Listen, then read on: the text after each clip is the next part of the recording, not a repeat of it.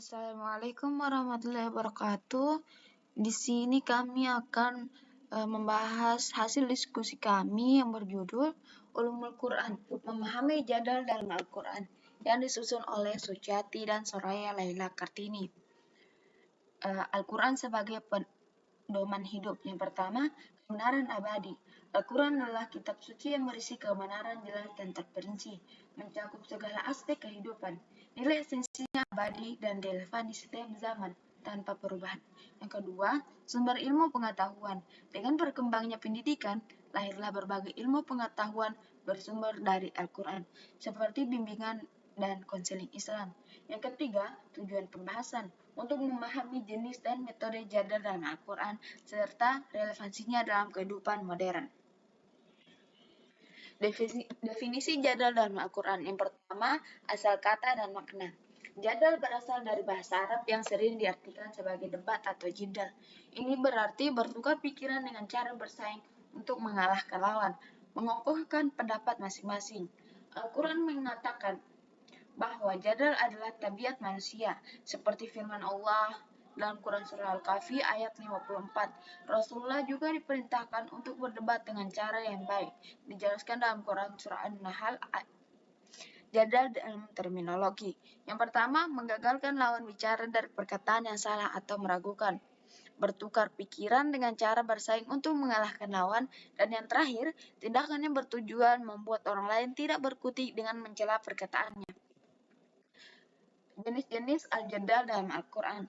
Yang pertama, penguatan dalil akidah. Penyebutan alam semesta untuk memperkuat dalil-dalil yang mengarah kepada akidah yang benar, seperti iman kepada Allah Subhanahu wa taala, malaikat, kitab suci, rasul dan hari akhir. Dijelaskan dalam Quran surah Al-Baqarah ayat 21 sampai 22.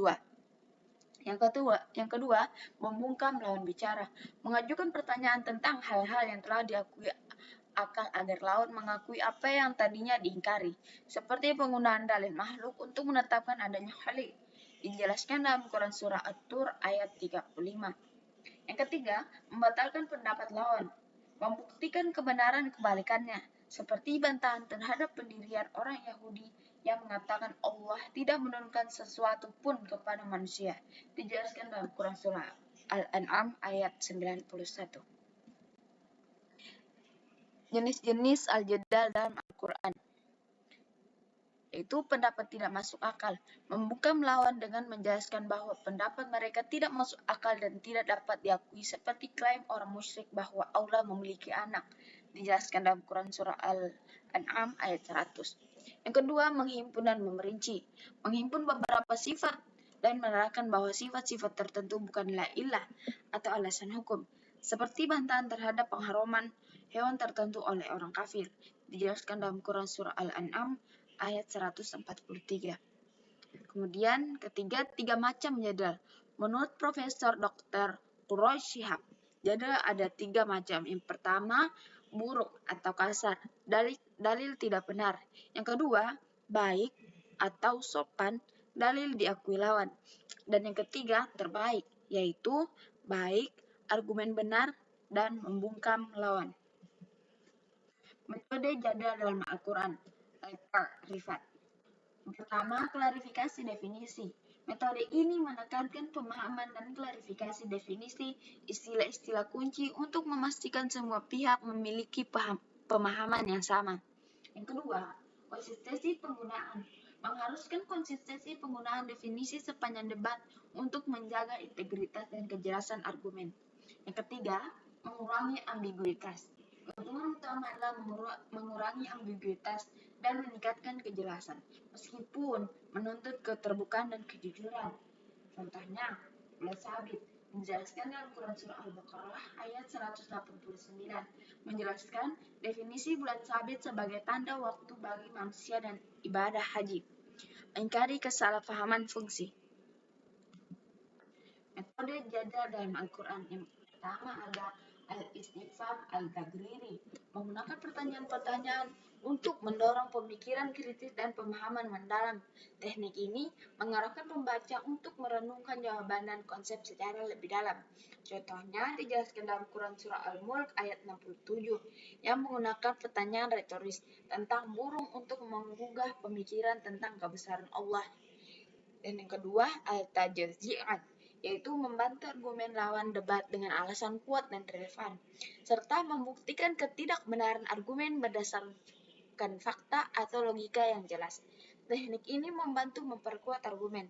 Contohnya dijelaskan dalam Quran Surah Al-Baqarah ayat 111 yang membantah keyakinan bahwa hanya Yahudi atau Nasrani yang masuk surga. Menentang mereka untuk membuktikan keyakinan dengan argumen kuat. Metode jadal dalam Al-Quran. Yang pertama ada qiyas al-kalaf, yaitu menggunakan analogi atau perbandingan antara situasi atau konsep yang ada dengan sebelumnya untuk mendukung atau membantah suatu argumen.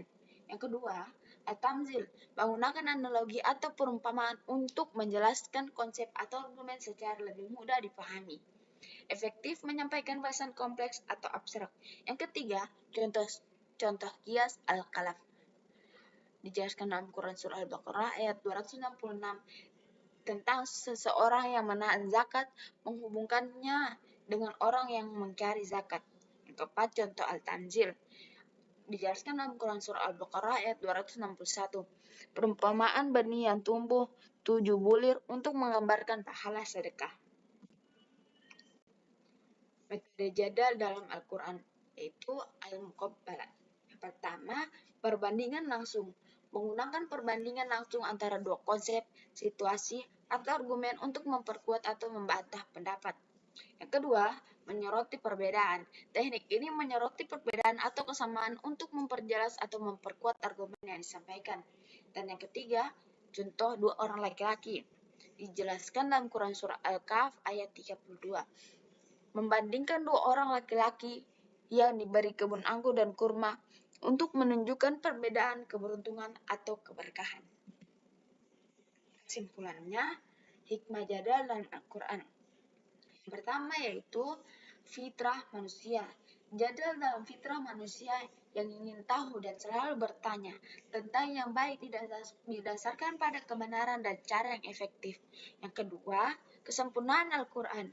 Al-Quran menunjukkan kesempurnaan dalam cara berdebat menggunakan metode yang mudah dipahami pikiran manusia. Yang ketiga, landasan ilmu kalam.